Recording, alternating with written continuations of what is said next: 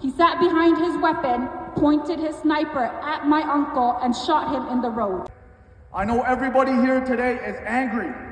So when we are marching, I want to feel like the ground underneath my feet is shaking. Palestine is our home. Palestine is our home. Netanyahu, you can hide. Netanyahu, you can hide. We charge you with genocide. We charge you with genocide. Hear us when we say, Hear us when we say, stop the genocide today. stop the genocide today. Let Gaza live. Let brick by brick, wall by wall. Apartheid has to fall. Apartheid has to fall. My name is Ala. I am Palestinian. More specifically, I am from Gaza. My father was born in Gaza. I was born in Gaza. My siblings were born in Gaza. My husband was born in Gaza. My father's whole entire side of the family is from Gaza. My uncles are in Gaza. My aunt is in Gaza. My cousins are in Gaza. My cousins' children, grandchildren, my father's aunts and uncles and cousins and their kids are all in Gaza. My whole father's bloodline is in Gaza, never been out, never seen the world. They have always been in Gaza.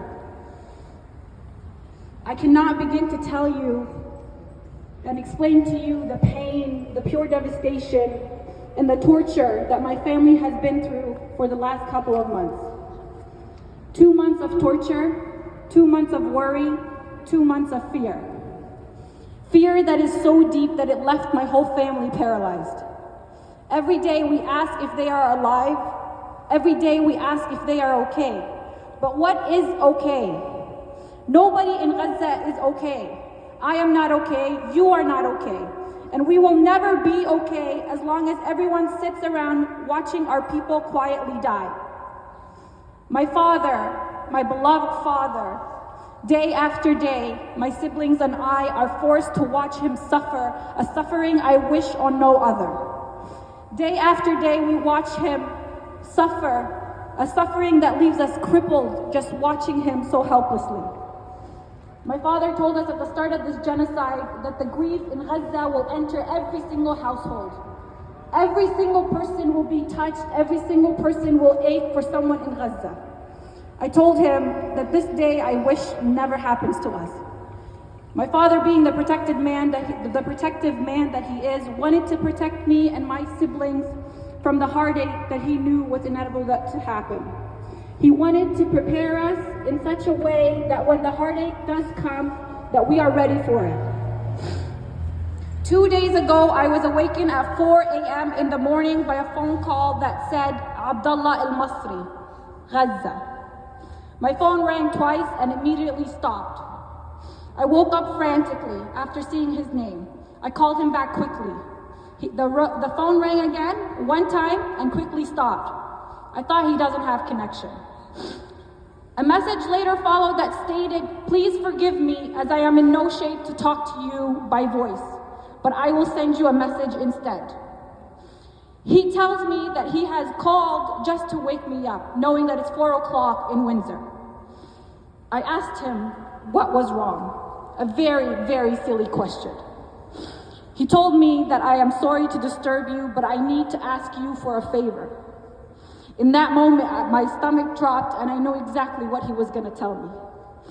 He tells me that my uncle, our rock, my father's eldest brother, was murdered in Gaza, and Abdullah does not have it in himself to convey that message to my broken father. My uncle, Sayyid al-Masri, is a 60-year-old man living in Gaza. My uncle's whole life was in service to others. My uncle worked at a Shifa hospital and just retired in January. He didn't even have 1 year of retirement. His whole life was given to everyone else. My uncle on Tuesday told my father that he was leaving to go check on their only sister. My father has 5 brothers and 1 sister. My uncle Sayyid went out of the house to go check on his sister.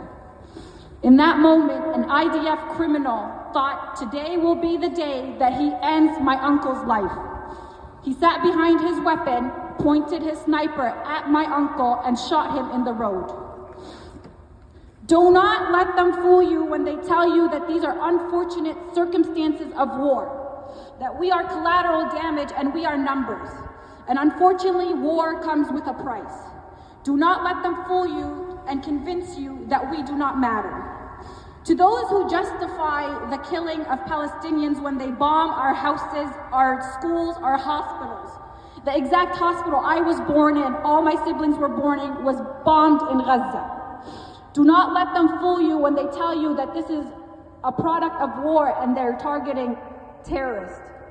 To those that say, yes, this is a product of war and they're terrorists, I ask you to justify this one. How do you justify the murder of my beloved uncle? How do you justify a murder of a man going to visit his sister? It's clear as day, as he was shot, clear as day. My uncle was sentenced to death, murdered in cold blood. What was his crime? His crime was that he was Palestinian. More specifically, his crime that he was Palestinian living in Gaza. My uncle was a Palestinian living on Palestinian land, and that was enough of a crime to be murdered in cold blood. And to that we all say, free, free Palestine. Because instead of one, we will come out in hundreds. You take one of us, you murder one of us, you kill one of us, you breed hundreds and hundreds of us. We are here, and we are here to stay. We are not going anywhere, and we are not a mere amount of numbers. We will continue to use our voices. We will voice our pain. They may kill our people, they may break our hearts. For fact, they're breaking our limbs in Gaza. But we will never have them break our spirit. Because as my father said a few weeks ago, there is no just cause more just than that of the Palestinian cause. So we say, free, free Palestine, and long live Gaza.